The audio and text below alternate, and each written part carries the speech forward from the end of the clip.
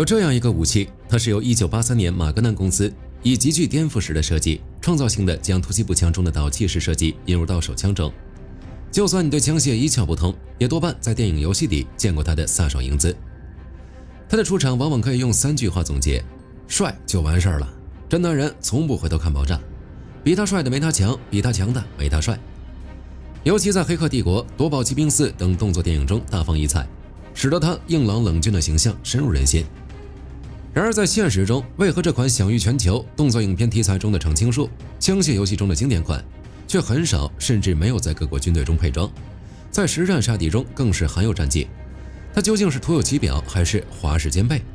今天火力軍就帶你聊聊這款现象與實戰相悖的武器——點357馬格南手槍，又稱為沙漠之鷹。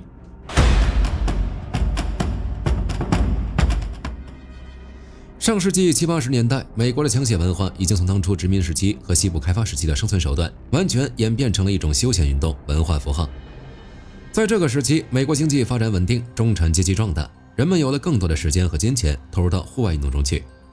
在沙漠之鷹誕生的這個年代，是美國狩獵的黃金時期。從平民到富豪，從加利福尼亞到俄懷明，狩獵成了僅次於釣魚的第2大戶外運動。根據美国魚類與野生動物管理局的年度報告，持证獵人常年維持在1500萬到2000萬之間，約占美國人口的8%到10%。其龐大的市場需求和相關法律持槍法律的寬鬆，促進了各個槍械公司在民用領域的高速發展。客戶的需求就是公司的價值，在客戶的實戰操作當中，常規手槍的威力是無法滿足在100米開外放倒大型動物的需求。在此背景下，他們迫切需要一把高威力手槍來征服荒野山林。加上70到80年代裝配点357子彈轉輪的流行，促使了群眾對大威力火器的狂熱追求。馬格南公司在結合狩獵需求和當下潮流趨勢之後，決定要來當第一個吃螃蟹的人。軍械巨星沙漠之鷹應運而生。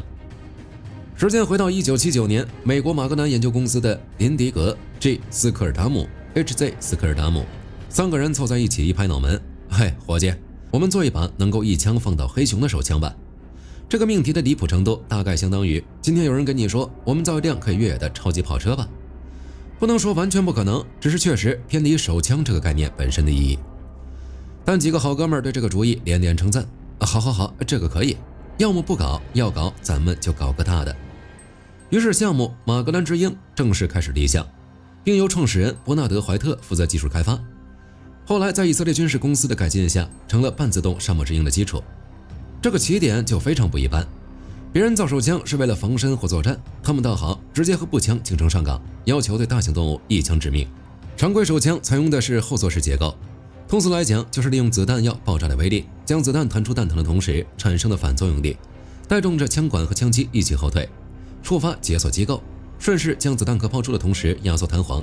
再借用彈簧的回彈力將槍機推回，完成下一顆子彈上膛。後座式結構簡單，故障率低，使得手槍可以做得更便於攜帶和隱藏，成為手槍設計中普遍適配的結構。手槍嘛，要的就是小巧精致，方便在突發危險的時候近距離制敵。但在馬格南的設計師構想中，這種設計的缺陷也十分明顯，無法滿足裝填大口徑子彈的需求。於是，一個離經叛道的想法脫穎而出，將步槍的导气式結構運用到這款手槍中。和後座式不同，導氣式是利用火藥燃機推動，相當於給槍膛加了一個緩衝裝置。這樣的好處是可以有效分散大威力彈藥的高壓，避免零件損壞。不過导气式結構会使得槍身無法做到精巧別致，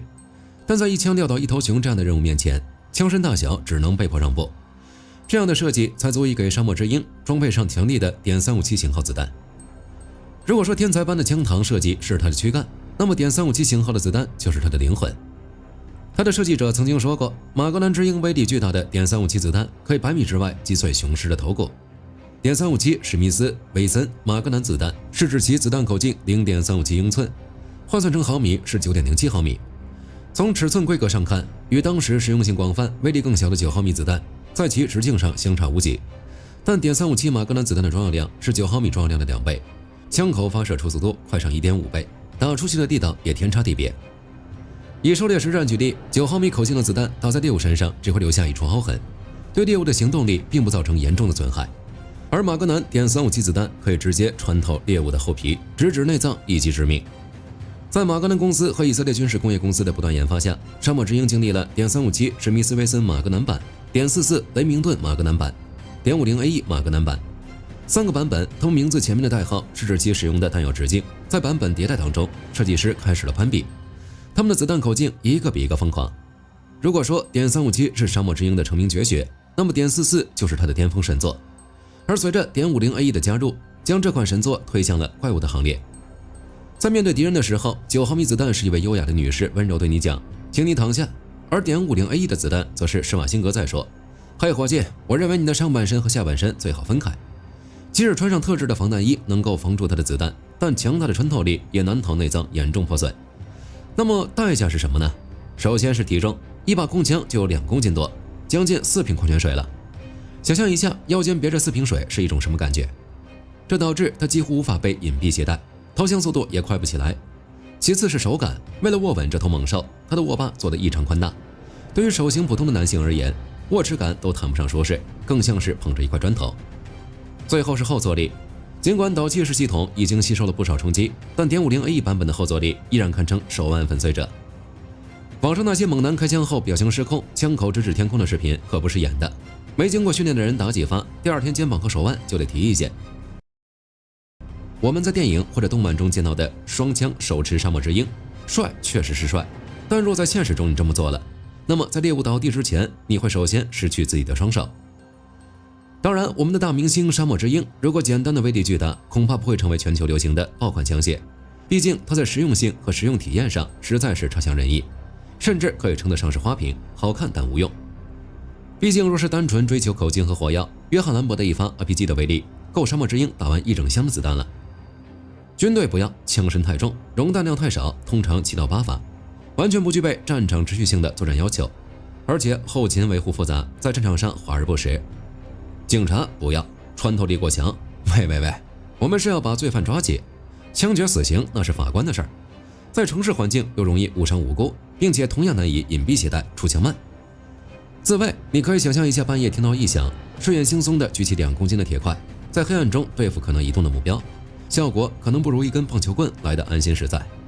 不過若是把它當作投掷武器，效果說不定出奇的好。所以真正讓沙漠之鷹成為無數男人的夢中情槍的原因是什麼呢？如果說在沙漠之鷹是實用領域的喬治布什，那麼在流行文化領域就是羅斯福。他極致的視覺衝擊力和硬朗的工業暴力美學，主體為不鏽鋼和铝合金設計，全槍以直角直線連接，外露的槍管套管，棱角分明的握把護板，處處彰顯着它的力量感。沙漠之鷹在工程學上的特立獨行，恰好完美匹配了流行文化對視覺符號的渴求，讓無數動作片導演為之痴迷。俗話說，不懂流行文化的手槍不是好手槍。他的早期電影露面並不起眼，在1985年電影龍年中，他已有露面，但只是作為某種看起來很兇的大手槍存在，缺乏個性與標籤，純純的龍套角色。但口碑在6年後的《龍膽虎威2》中有所轉變，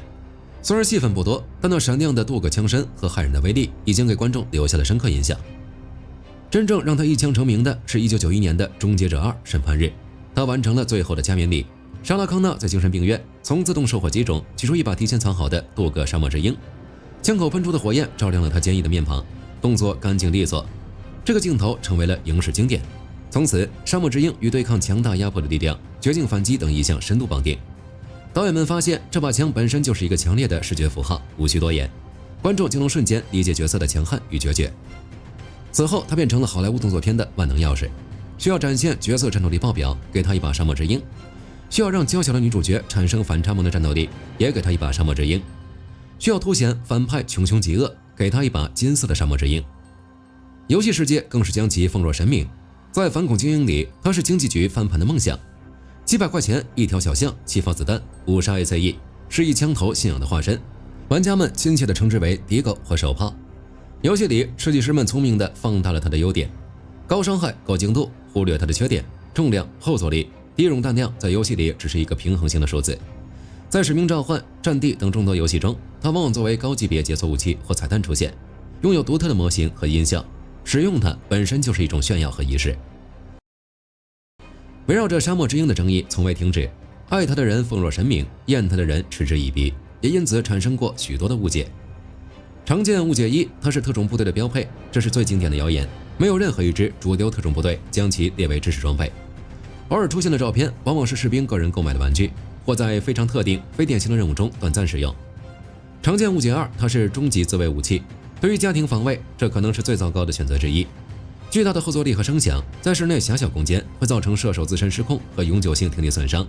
過強的穿透力則可能讓子彈穿過書面牆壁，傷及無辜。那麼它到底算不算一把好槍呢？這取決於好的標準。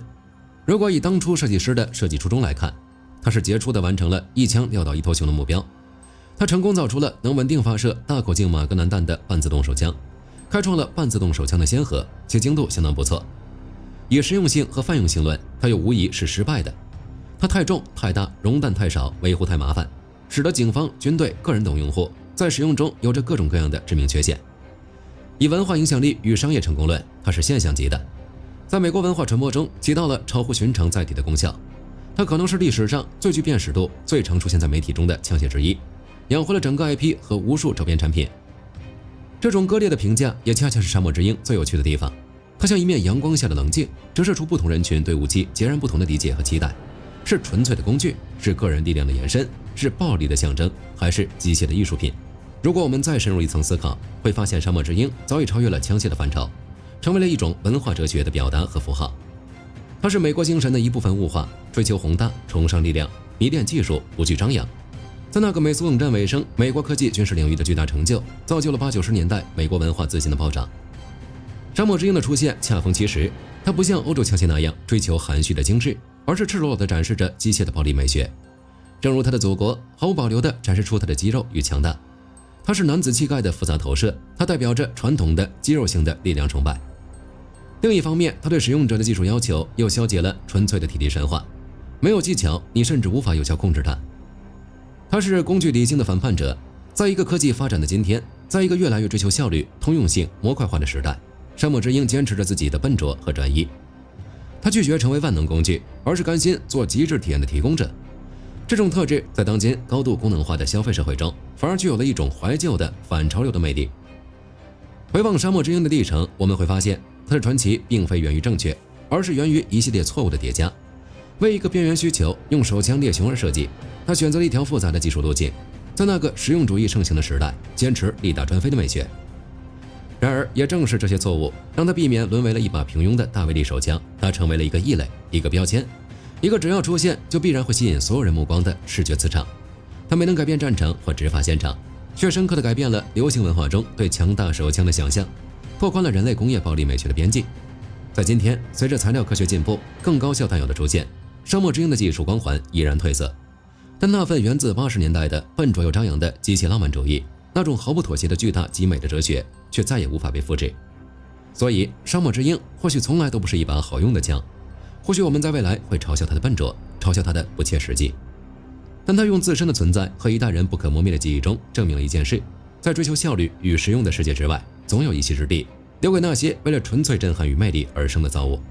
它就像槍械世界裡的搖滾巨星，技巧未必最精湛，但風格獨樹一幟，演出永遠充滿激情，並且永遠有人為之歡呼，而這就足以成就一個傳奇。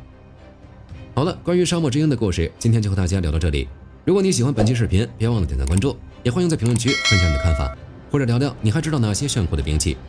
我是火力軍，我們下期再見。好的，各位觀眾朋友們，我們頻道一直在聊真實的軍事資訊和武器裝備，後台也經常有朋友問，有沒有值得推薦的入門級模型？今天就和大家分享一款近期接觸到的產品。首先，它的外形還原度做得相當不錯，比例準確，武器上的一些關鍵細節和標識也都有體現，材質也說得過去，拿在手上有不錯的分量感。其次，它具備一定的可動性，對於理解基礎操作原理有一定幫助，讓它不僅是個靜態擺件。綜合它的做工和可玩性來看，價格確實比較親民。對於想入門模型收藏，或者單純想在桌上貼一個擺件的朋友來說，是一個性價比很高的選擇。商品鏈接已經給你們上了，感興趣的朋友可以自行了解。